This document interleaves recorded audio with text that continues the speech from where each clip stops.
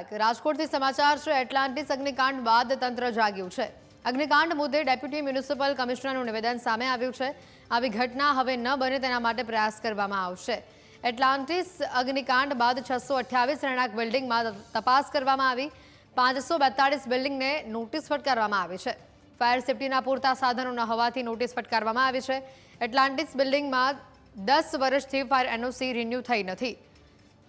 Atlantis બિલ્ડિંગમાં fire એનઓસીની તપાસ હાથ ધરવામાં આવશે।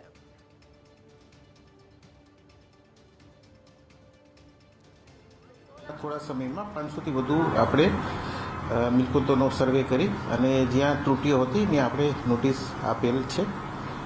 આ પ્રક્રિયા નિરંતર ચાલુ રહેશે અને જ્યાં ત્રુટિઓ મળશે ત્યાં અમુક નોટિસ બાદ આપણે કાર્યવાહી કરવાની ફરજ પડશે। એટલાન્ટિસ બિલ્ડિંગમાં પણ આપણે 2 નોટિસ તો ઓલરેડી આપેલી હતી, એટલે આપણી જાણમાં હતું, એ લોકોની બી જાણમાં હતું। જે થયું કોઈ પણ હાઉસિંગ કોલોની કે એનું એઓપી હોય કે માલિક હોય એમના તરફથી જો પ્રત્યુત્તર નહીં મળે કે કાર્યવાહી નહીં થાય તો પછી આપણે કાયદા જે ફાયર એક્ટ છે એ મુજબ આપણી પાસે જે સત્તા થયેલ છે એ મુજબ કાર્યવાહી કરવાની ફરજ પડશે।